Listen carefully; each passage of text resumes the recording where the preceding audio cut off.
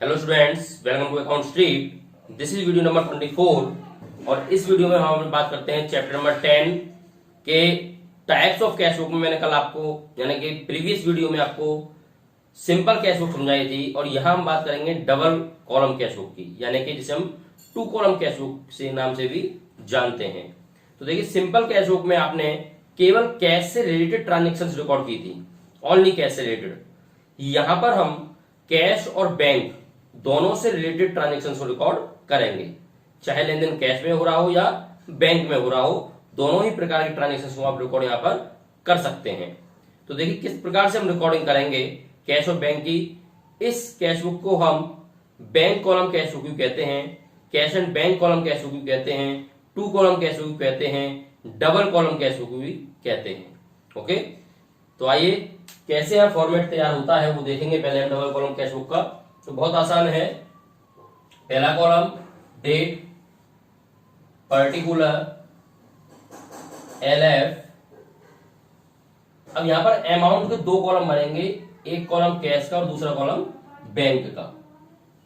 केवल ये डिफरेंस है, अमाउंट के दो कॉलम होते हैं इसलिए इसको टू कॉलम कैश बुक कहा जाता है। फिर date, particular, LF, cash and bank.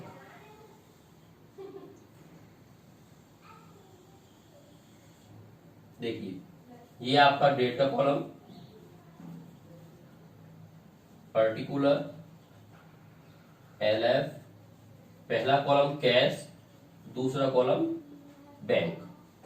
Okay, वैसे ही क्रेडिट साइड में date, particulars, LF, cash and bank. यहां पर दो कॉलम अमाउंट के होते हैं डेबिट में, दो ही कॉलम अमाउंट के होते हैं क्रेडिट में, इसलिए इसको हम टू कॉलम कैश बुक या डबल कॉलम कैश बुक के नाम से जानते हैं। ओके, ट्रांजेक्शंस कैसे होंगी उस पर हम विशेष ध्यान देंगे।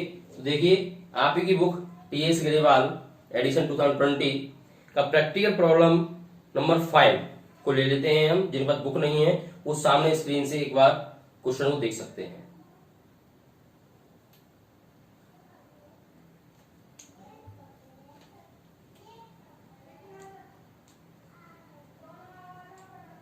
जिनके पास बुक नहीं है स्क्रीनशॉट भी ले सकते हैं। तो आइए, क्वेश्चन आपने देख लिया होगा, स्क्रीनशॉट ले लिया होगा, तो चलते हैं सॉल्यूशन की तरफ। देखिए सबसे पहले क्वेश्चन में कह रहा है मार्च 1 में cash in hand 12,750 rupees and cash at bank 72,400 rupees. Okay, so cash in hand और कैश एट बैंक ये आपके बैलेंस गिवन है। सो आप डेबिट साइड में इनको नोट करेंगे जिस डेट में वो है 2020 March 1 to balance BD, balance BD. Cash in hand में 12,750 रुपीज कैश में, बैंक में 72,400 रुपीज।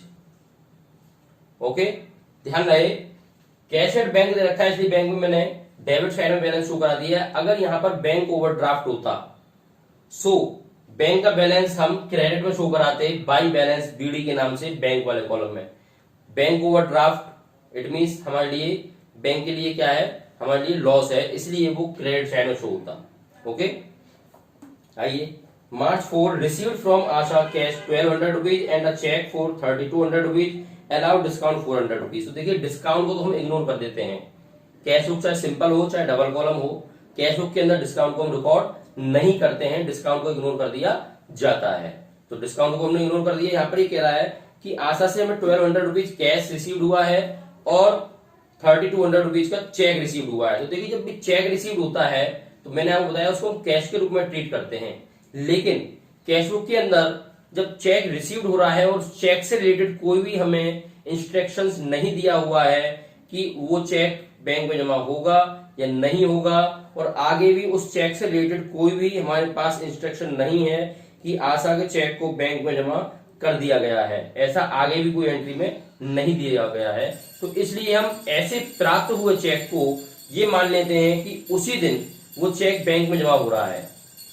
क्या मान लेते हैं हम? ये मान लेते हैं कि उसी दिन यानी सेम डे में ही वो चेक बैंक में डिपॉजिट हो रहा है, इसलिए हम उस चेक की अमाउंट को बैंक में शो करा देते हैं। तो देखिए इसकी एंट्री हम कैसे करेंगे। मार्च 4 टू आशा, और आशा से 1200 रुपीज कैश प्राप्त हुआ है और 3200 रुपीज का चेक प्राप्त हुआ है, इसलिए हमने बैंक में डायरेक्ट शो करा दिया है। ये हमने मान लिया है कि सेम डे में वो चेक बैंक में डिपॉजिट हो चुका है, इसलिए हमने बैंक में राशि को शो करा दिया है। Next March 7 paid salary to staff by cheque. तो सैलरी आप दे रहे हैं, पैसा जा रहा है, तो क्रेडिट साइड में नोट करेंगे मार्च 7 बाई सैलरी अकाउंट। आपने सैलरी दी है, ठीक है, और चेक के थ्रू दी है, सो इसलिए बैंक वाले कॉलम में अमाउंट लिखेंगे 25,600 रुपीज। यहाँ पर बैंक वाले कॉलम में अमाउंट लिखी जाएगी, क्योंकि आपने जो सैलरी दी है वो चेक के थ्रू दी है, सो आपने बैंक में अमाउंट को शो करा दिया है। Next is withdrawn cash from bank for office use. तो देखिए यहां पर ध्यान देंगे हम, एक यहां आपको वर्किंग नोट की रूप में समझा देता हूं। डबल कॉलम कैश बुक के अंदर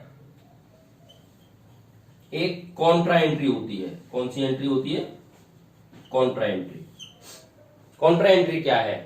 तो देखिए कॉन्ट्रा एंट्री वो एंट्री होती है जिसके अंदर कैश और बैंक ये दो ही अकाउंट्स इन्वॉल्व होते हैं और कोई चीज इन्वॉल्व नहीं होती है।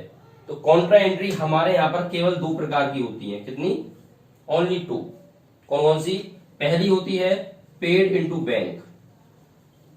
Paid into bank, it means bank में पैसा जमा किया, क्योंकि इसकी जो एंट्री होती है वो एंट्री होती है bank account debit to cash account. तो यहां पर आप देख रहे होंगे केवल बैंक और कैश इन्वॉल्व है, इसलिए हम इसको कॉन्ट्रा एंट्री कहते हैं, क्योंकि इसमें बैंक और कैश दोनों अकाउंट इन्वॉल्व हैं। दूसरी होती है withdrew cash, withdrew cash from bank, it means bank से पैसा निकाला।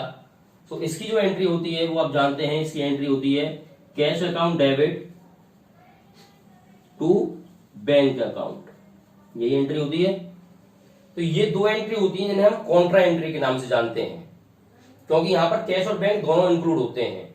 तो ऐसी सिचुएशन में जो हम कॉन्ट्रा एंट्री होती हैं उन एंट्री को हम दोनों साइड में ट्रांजैक्ट करते हैं, दोनों साइड में ही पोस्ट करते हैं। कैसे करते हैं वो देखेंगे।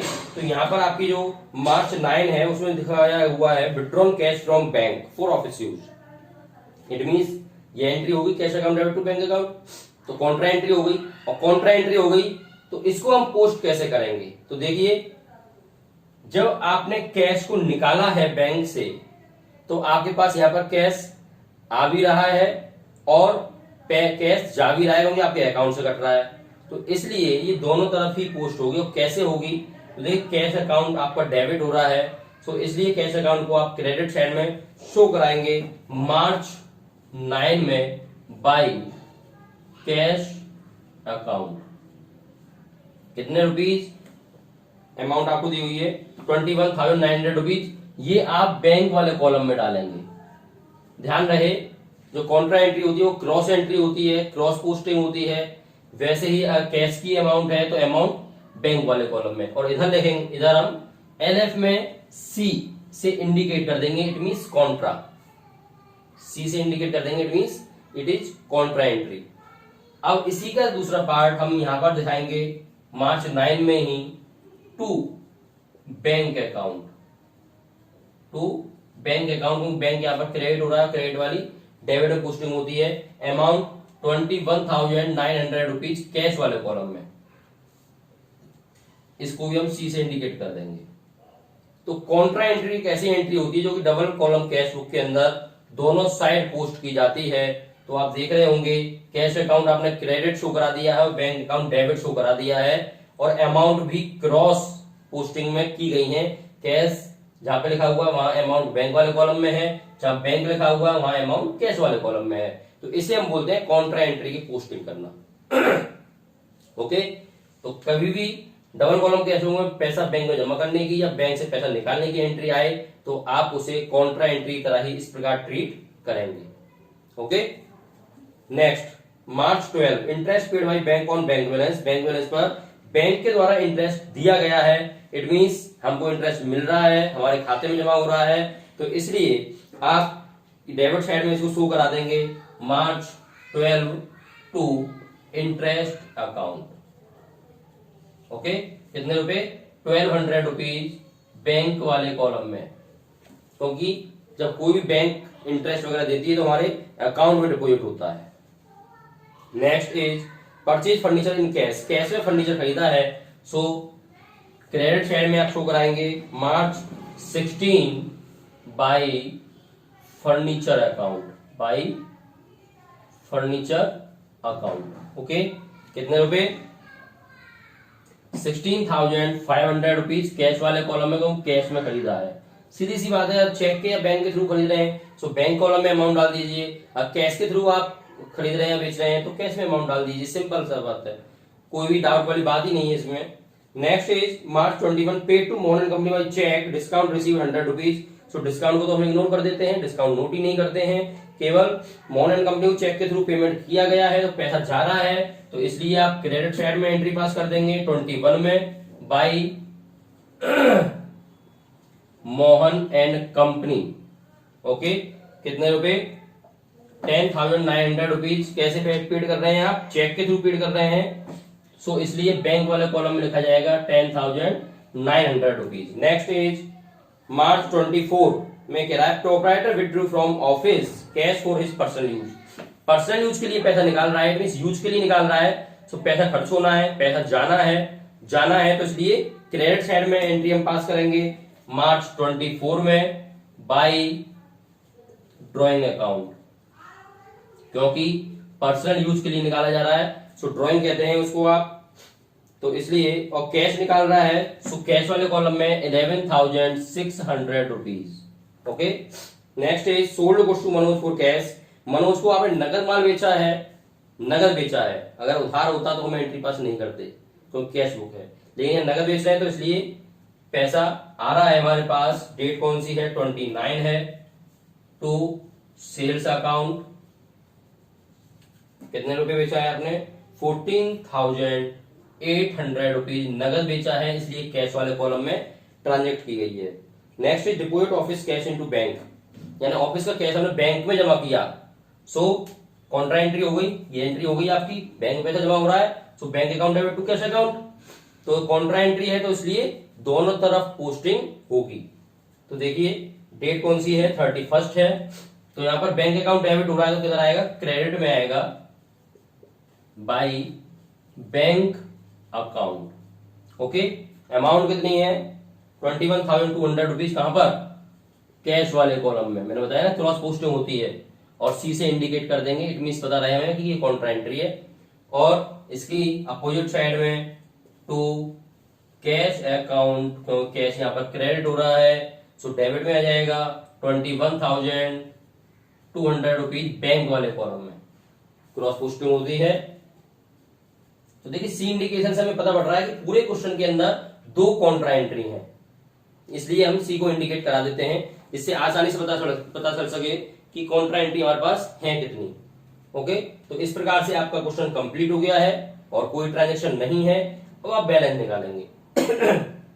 तो देखिए बैलेंस निकालना बहुत आसान है, वही तरीका है, बैंक कॉलम का बैलेंस अलग निकलेगा, बैंक में से बैंक लेस होगी, और कैश का कॉलम का बैलेंस अलग निकलेगा, कैश में से कैश को लेस किया जाएगा। ओके, तो आइए बैलेंस निकाल लेते हैं।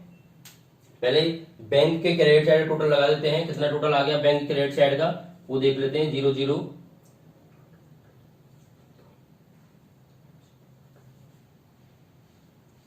58,400 रुपीज क्रेडिट का आ गया बैंक का, और इस वाली बैंक का टोटल कितना आ गया वो लगा देते हैं 00 58,400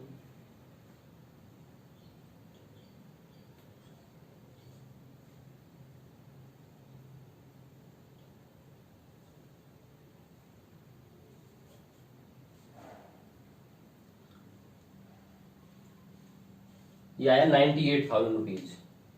सो बैंक का ही लगा रहा हूं मैं केवल अभी, बैंक का डेबिट का टोटल ज्यादा है, क्रेडिट टोटल कम है, लेस करेंगे, लेस करके निकल के आ जाएगा आपका 39,600 रुपीज, 39,600 रुपीज। आंसर आप मैच कर सकते हैं, इतना ही आपका निकल के आ रहा होगा आंसर। तो 39,600 रुपीज आपका डेबिट का ज्यादा है, क्रेडिट का कम है। सो क्रेडिट साइड में मंथ की लास्ट डेट वाले दिन ही नोट करेंगे बाई बैलेंस सीडी। कितने रुपए? 39,600 रुपीज बैंक वाले कॉलम में, क्योंकि ये बैंक का बैलेंस निकल के आया है। सेम ऐसे ही हम कैश का बैलेंस भी निकाल लेंगे। तो आइए कैश का बैलेंस निकालते हैं। तो देखिए कैश में पहले हम डेबिट टोटल लगा देते हैं रफ पर, कितना आया रफली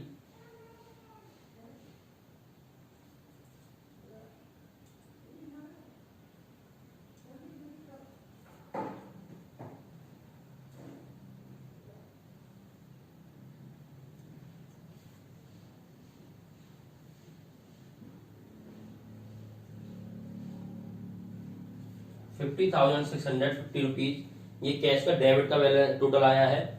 कैश का क्रेडिट टोटल कितना आया है वो लगा देते हैं हम।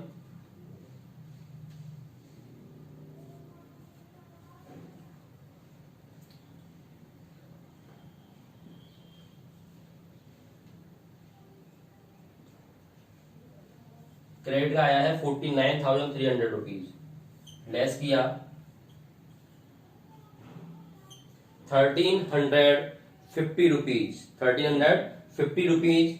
इसमें भी आपने देखा डेबिट का टोटल आपका ज्यादा है, क्रेडिट का टोटल कम है, तो क्रेडिट वाली साइड में ही बैलेंस निकल के आ जाएगा इसका 1,350 रुपीज। इसी बैलेंस शीट में डाल दिया। सो कैश का बैलेंस 1,350 रुपीज, बैंक का बैलेंस 39,600 रुपीज। ऐसा भी हो सकता है बैंक का बैलेंस इधर का आए और कैश का बैलेंस इधर का आए, सो हम इधर बैलेंस शीट ही दिखा देते। ओके, टोटल दोनों साइड का लगा देंगे आमने सामने। इसका आया कैश का कितना था 50,650 रुपीज, 50,650 रुपीज, और बैंक का 98,000 रुपीज, 98,000 रुपीज टोटल। बैलेंस को नीचे क्रॉस साइड में उतार लाएंगे। मार्च के बाद अप्रैल 1 टू बैलेंस बीडी कितना 1,350 रुपीज एंड 39,600 रुपीज। ओके, ये आपकी बन गई double column cash book, complete हो चुकी है। तो ये कंप्लीट है, क्लियर हो गया होगा आपके में। पूरा डबल कॉलम कैश बुक मैंने आपको दिखा दिया है। अब आप अपनी बुक के अकॉर्डिंग अपनी 2 कॉलम कैश बुक के क्वेश्चनों को उठाएं, उनको करके देखें। जो भी डाउट आ रहा हो किसी प्रकार का कमेंट बॉक्स थ्रू आप पूछ सकते हैं। ओके, वीडियो आपको अच्छी लगी हो लाइक जरूर करें, सब्सक्राइब करें, शेयर करना ना भूलें। इस चैप्टर में केवल अब एक टॉपिक और है पेटी कैश बुक, वो नेक्स्ट वीडियो में हम आपको समझा देंगे। तब तक आप 2 कॉलम को अच्छे से रिवाइज करें, क्योंकि मोस्ट इंपोर्टेंट टॉपिक यही है इसमें 2 column cash book. Okay, so video को लाइक जरूर करें, सब्सक्राइब करें। Thank you so much.